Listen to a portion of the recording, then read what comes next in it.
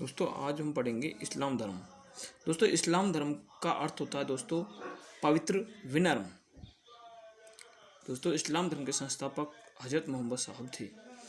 हजरत मोहम्मद साहब इस्लाम धर्म के अनुयायी थे और इसके संस्थापक थे। इस्लाम का अर्थ पवित्र और विनम्र, और इस्लाम को के अनुयायी दोस्तों मुसलमान कहलाते हैं।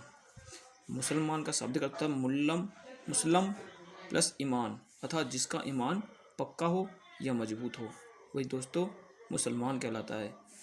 आगे दोस्तों इस्लाम धर्म के बारे में।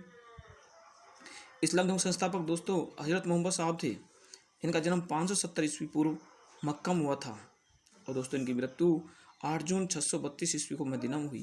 दोस्तों कई बार प्रश्न पूछ लिया जाता है कि हजरत मोहम्मद साहब का जन्म 570 ईस्वी मक्का और मृत्यु दोस्तों 8 जून 632 ईस्वी मदीना। इस दोस्त मैंने चार्ट के द्वारा समझाया गया है। नीचे दोस्तों इनके बारे में देखेंगे कि हजरत मोहम्मद साहब की माता अमीना, पिता अब्दुल्ला। इनकी माता का नाम दोस्तों अमीना था, पिता दोस्तों इनका अब्दुल्ला, पत्नी दोस्तों इनकी खदीजा थी, जो जिनसे इन्होंने 25 वर्ष की आयु में विवाह किया था। ये एक विधवा थी, अर्थात विधवा के साथ इनका विवाह हुआ था दोस्तों 25 वर्ष की अवस्था में, और इनकी पत्नी का नाम खदीजा था।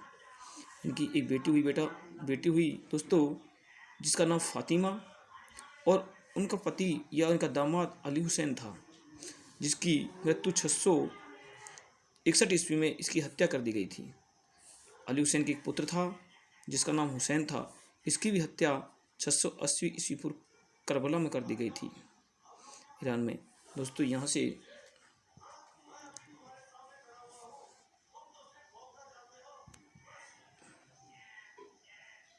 देखें तो दोस्तों इस्लाम धर्म में इनके संस्थापक हजरत मोहम्मद साहब के साथ साथ इनको ज्ञान की प्राप्ति दोस्तों 610 ईस्वी पूर्व में मक्का में हीरा नामक गुफा में इनको ज्ञान की प्राप्ति हुई, और इनके द्वारा जो दोस्तों ग्रंथ रचना हुई थी कुरान कहलाता है, और कुरान ही इस्लाम धर्म का एक पवित्र ग्रंथ माना जाता है।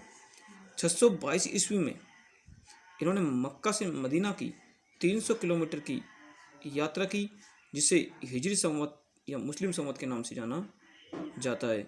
इनकी मृत्यु दोस्तों 8 जून 632 ईस्वी में मदीना में हो गई। इनकी मृत्यु के पश्चात ही इस्लाम धर्म 2 भागों में विभाजित हो गया। पहला जो इनका विभाजन था वो पहला था वो सुन्नी और दूसरा शिया। सुन्नी वो थे जो सुन्ना में विश्वास करते थे। सुन्ना पैगंबर मोहम्मद साहब के कथनों का विवरण है। सुन्ना में मोहम्मद पैगंबर साहब के कथनों का विवरण है। दूसरा दोस्तों शिया अली की शिक्षाओं के विश्वास करते थे, वह अली को उनका उत्तराधिकारी मानते थे। इसके बारे में कुछ महत्वपूर्ण तथ्य हैं दोस्तों, जो हैं महत्वपूर्ण तथ्य। पैगंबर मोहम्मद साहब के उत्तराधिकारी खलीफा कहलाए, अर्थात जो पैगंबर मोहम्मद साहब के उत्तराधिकारी होते थे दोस्तों उनको खलीफा कहा जाता था।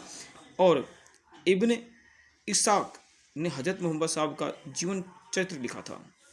मक्का की दिशा को कबला कहा जाता है, अर्थात दोस्तों जो मक्का की दिशा है दोस्तों उसको कबला कहा जाता है। नमाज के दौरान मुसलमान मक्का की तरफ मुँह करके खड़े होते हैं। मक्का भारत के पश्चिम में पड़ता है।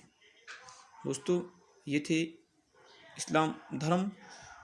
यदि आपको अच्छा लगा हो तो दोस्तों लाइक शेयर करना ना भूलें। जय हिंद, जय भारत।